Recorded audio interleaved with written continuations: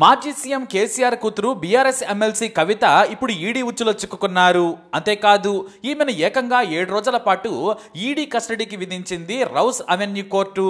ఇన్నాళ్లు కవిత ED case నుంచి కోర్టుల ద్వారా ఉపశమనం పొందుతూ వచ్చారు. కానీ ఈసారి చడీ చప్పుడు లేకుండా ఈడీ అధికారులు వచ్చి ఆమె ఇంట్లో సోదాలు జరిపి అరెస్టు చేసి మరీ తీసుకెళ్లారు.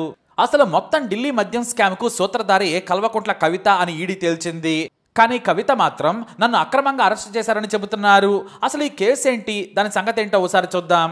ఢిల్లీలో కొత్త మద్యం పాలసీని ఏర్పాటు చేసేందుకు ఆ ప్రభుత్వంలోని కొంతమంది రాజకీయ నాయకులతో కలిసి అక్రమాలకు పాల్పడిందని ఢిల్లీ లెఫ్టినెంట్ గవర్నర్ వినయ్ కుమార్ సక్సేనా విచారణకు ఆదేశించారు.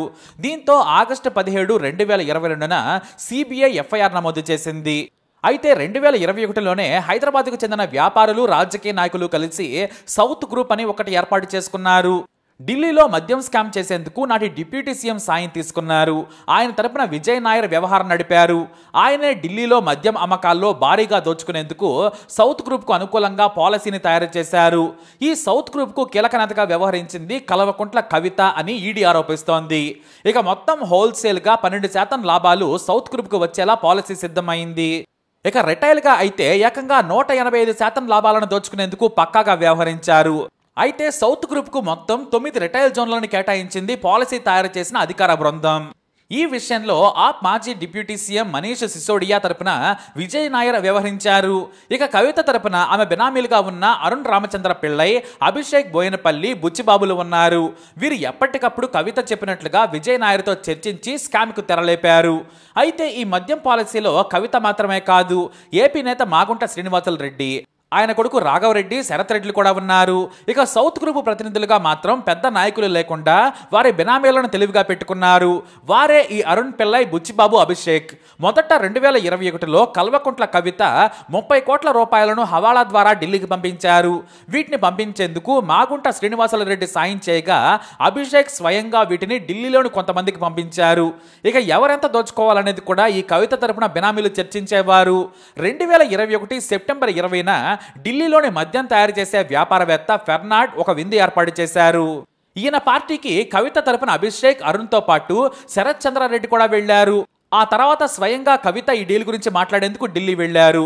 ఏప్రిల్ 8, 2022న కవిత తన బినామీ అరుణ్ పిళ్ళైతో కలిసి ఒబెరా హోటల్లో ఉప ముఖ్యమంత్రి మనీష్ సిసోడియా అనుచరులైన విజయ్ నాయర్, దినేష్ అరోరాలను కలిసి తమ వాటాల గురించి చర్చించారు. ఇక పాలసీని అమలు చేసి దోచుకుందామనే లోపే ఈ స్కామ్ కాస్త లీక్ అయింది. దీంతో ఢిల్లీ లెఫ్టినెంట్ గవర్నర్ విచారణకు ఆదేశించగా సిబిఐ కేసు నమోదు చేసింది.